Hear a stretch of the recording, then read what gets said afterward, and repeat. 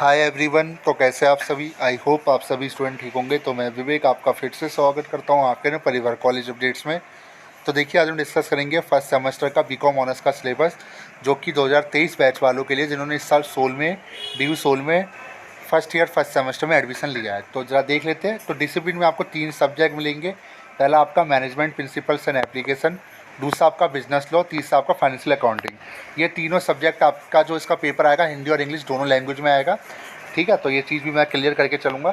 फिर आपका दूसरा जेनिक इलेक्टिव में से आप एक चूज़ आपने किया होगा, जैसे principle micro economic general fiction Delhi through the ages, जो कि हिस्ट्री का है, और आपका थ्योरी इक्विटेशनल सिमेट्रीज, और आपका ideas in Indian political thought. ठीक है, जिसमें से भी आपने एक चूज़ किया होगा। और फिर आपने ईवीएस लिया होगा, एईसी में अगर ले रखा होगा, वरना कईयों ने तो सेकंड सेमेस्टर में ले रखा होगा। कोई दिक्कत वाली बात नहीं है, तभी मैं आपको बता के चल रहा हूँ। फिर आपका स्किल एनहांसमेंट में से एक आपने चूज़ किया होगा, इन तीनों में से वैल्यू एडिशन चारों में से एक आपने चूज़ किया होगा। अब जरा सब्जेक्ट वाइज हम सिलेबस जान लेते हैं। पहला जो आपका सब्जेक्ट है डिसिप्लिन यानी कंपलसरी में मैनेजमेंट प्रिंसिपल्स एंड एप्लीकेशंस। तो इसका जो सिलेबस रहेगा आपका, इसमें टोटल 5 यूनिट आपको देखने को मिलेगी। वेटेज ये आपका रहेगा, हर चैप्टर से आपके कितना वेटेज रहेगा आपके पेपर में। ठीक है, पहला introduction, planning, organising, directing and controlling, salient development and contemporary issue and management. ठीक है, ये आपका रहेगा। और ज़रा विस्तार से सिलेबस जान लीजिए। ये इंट्रोडक्शन है पहले चैप्टर में। दूसरे में आप पढ़ोगे आपका प्लानिंग। ठीक है, तीसरे में पढ़ोगे आप ऑर्गेनाइजेशन। तो ऑर्गेनाइजेशन में तीसरे यूनिट में ऑर्गेनाइजेशन। चौथे में आप पढ़ोगे डायरेक्टिंग एंड कंट्रोलिंग। पाँचवें में silent developments and contemporary issue and management. ठीक है, ये पूरा सिलेबस है। फिर आपकी दूसरी जो बुक है वो है आपकी बिजनेस लॉ। इसका सिलेबस क्या रहने वाला है वो भी मैं आपको बताता हूँ। इतना आपका वेटेज रहेगा। देखिए यूनिट वाइड वेटेज कितना रहेगा, 25%। यानी सबसे ज़्यादा जो क्वेश्चन बनेंगे वो आपके बनेंगे एक पहली चैप्टर से, एक आपका आखिरी चैप्टर से। यानी पहला आपका ये चौथा और पाँचवा, इनसे सबसे ज़्यादा क्वेश्चन पूछे जाएंगे।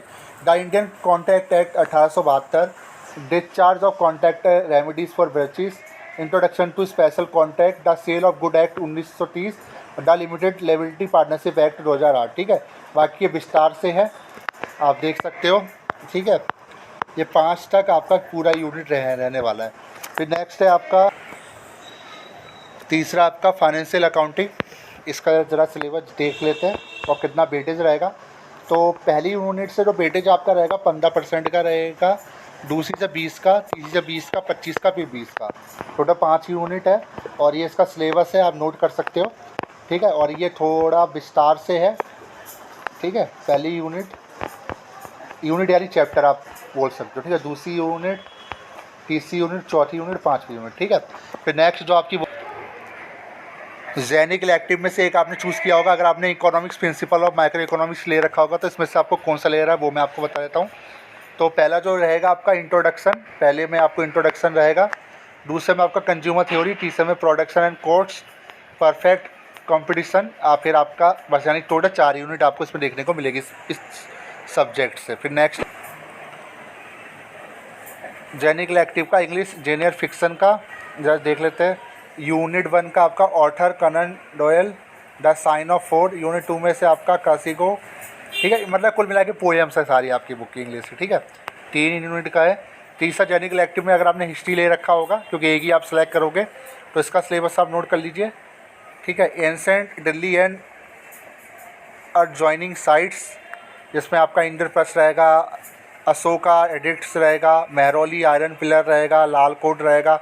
दूसरा यूनिट, तीसरा यूनिट और चौथा यूनिट, 4 यूनिट ये आपके रह गए। ठीक है, फिर आपकी नेक्स्ट बुक है तो जेनिक इलेक्टिव में फिर आपकी एक मैथमेटिक्स। अगर आपने मैथ ले रखी होगी तो वो उसका भी दिखा देता हूँ। तो सिलेबस क्या रहना है, वैसे मैथ कौन लेता है। ठीक है, देख ले, 3 यूनिट्स में रहेगी। ठीक है, फिर नेक्स्ट है आप जेनिक इलेक्टिव का, फिर आपका रहेगा पॉलिटिकल साइंस का, ideas in Indian political thought.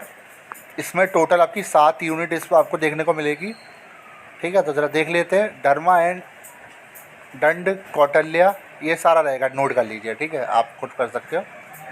Swaraj Gandhi, न्याय अम्बेडकर, हिंदुत्व सावरकर। ठीक है, ये सारा रहेगा आपका। नेक्स्ट है आपका अगर आपने ईवीएस ले रखा होगा एईसी के अंदर तो उसका सिलेबस देख लीजिए। तो पहली यूनिट है आपका इंट्रोडक्शन टू इन्वायरमेंटल स्टडीज़, और दूसरी यूनिट है इकोसिस्टम, और आपका तीसरी यूनिट है नेचुरल रिसोर्सेस, और आपका चौथी यूनिट है इन्वायरमेंटल पॉल्यूशन। बस ये 4 यूनिट आपको देखने को मिलेंगे इस बुक। फिर आपका skill enhancement course commerce finance for everyone अगर ले रखा है तो इसके बाद देख लेते हैं ज़रा क्या रहने वाला है। पहला रहेगा unit 1 introduction to financial planning and budgeting, ठीक है। फिर दूसरा आपका रहेगा बैंकिंग सर्विसेज, तीसरा रहेगा financial services from the India post office. मतलब ये सारे आपके टॉपिक्स हैं इस वाली बुक के। इंश्योरेंस सर्विस ये थोड़ा बता रखा है डिटेल में क्या क्या पढ़ोगे। Stock market some basic concept, ठीक है, ये आपका रहेगा। फिर नेक्स्ट बुक जो आपकी रहेगी वो रहेगी आपकी English communication in everyday life. ज़रा इसका नोट कर लीजिए इसका क्या रहने वाला है। इसमें तो थ्योरी ऑफ कम्युनिकेशन यूनिट 1 में आप पढ़ोगे कि थ्योरी क्या रहती है, रीडिंग स्किल्स, राइटिंग स्किल्स, फिर आपका स्पीकिंग स्किल्स, ये सारा रहेगा, ठीक है। फिर नेक्स्ट है आप रंगमंच हिंदी का है, ये ज़रा देख लेते हैं इसका भी। तो पहली यूनिट में पढ़ोगे भारत मुनि कटकृत नाट्य शास्त्र हिंदी का पारंपरिक रंगमंच। यूनिट 2 में पढ़ोगे प्रस्तुति प्रक्रिया आलेख का चयन। तीसरी यूनिट में पढ़ोगे आप अभिनय की तैयारी वांछिक आंगिक और आहार्य सात्विक। यूनिट 4 में पढ़ोगे आंसू अभिनय 73 गेम्स संवाद वाचन शारीरिक अभ्यास सीन वर्क। और यूनिट 5 में पढ़ोगे मंच प्रबंधन सेट रंग सामग्री प्रचार प्रसार ब्रेसस निर्माण, ठीक है, ये रहेगा आपका। नेक्स्ट है वैक का, अगर वैल्यू एडिशन में से अगर आपने इंग्लिश का ले रखा है वैक में से, क्योंकि इसमें से आप एक सिलेक्ट करोगे reading Indian fiction in English, तो इसमें ज़रा डिस्कस कर लेते हैं। ये सारा सिलेबस है। पहला आपका how to read a novel as a reflection of society, पहले यूनिट 2 बंकिम चंद्र चटर्जी के ऊपर है। और तीसरी यूनिट है आपका चमन नेहाल आज़ादी। बस 3 यूनिट आपको इसमें पढ़नी होगी, ठीक है, यानी ये पूरा कोई स्टोरी वगैरह दे रखी है आपकी बुक में। फिर नेक्स्ट है आपका वैल्यू एडिशन कोर्स का भारतीय भक्ति परंपरा और मानव मूल्य, तो ज़रा देख लेते हैं। इसमें आपका जो सिलेबस में रहेगा पहली यूनिट में आपका भारतीय भक्ति परंपरा, भक्ति का अर्थ, अवधारणा, भक्ति के विभिन्न संप्रदाय, सिद्धांत, भारत की सांस्कृतिक एकता, भक्ति का अखिल भारतीय स्वरूप। यूनिट 2 में पढ़ोगे भारत के कुछ प्रमुख भक्त और उनके विचार, जैसे ये सारे भक्त हैं, देखिए नोट कर लीजिए, ठीक है। तीसरे में पढ़ोगे मानव मूल्य और भक्ति, 3 यूनिट है इसमें पूरे सिलेबस में। फिर आपका जो दूसरा जो सब्जेक्ट रहेगा वो रहेगा पॉलिटिकल साइंस का constitutional values and fundamental duties. तो ज़रा इसका सिलेबस देख लीजिए। तो पहली यूनिट रहेगा आपका द कॉन्स्टिट्यूशन ऑफ इंडिया, जिसमें आपका फेडरल रहेगा, सोवरेनिटी रहेगा, इसका ये आपका सेकुलरिज्म रहेगा। यूनिट 2 में आप पढ़ोगे constitutional value, justice, liberty, equality और फर्टर्निटी, ठीक है। और यूनिट 3 में पढ़ोगे फंडामेंटल ड्यूटीज़ आर्टिकल 51A से लेके K तक, legal status of fundamental duties, judicial approaches, यानी 3 यूनिट आपको देखने को मिलेगी। फिर तीसरा आपका रहेगा लास्ट का बैक का योगा का, इसमें योगा फिलोसफी एंड प्रैक्टिस का संस्कृत का है ये सब्जेक्ट। तो इसमें आपका रहेगा पहला yoga, asana, pranayama, dhyan, history of yoga, significance of asana, effect of pranayama, importance of dhyan, ठीक है। यूनिट 2 में पढ़ोगे, ये पेपर भी हिंदी और इंग्लिश दोनों लैंग्वेज में आएगा।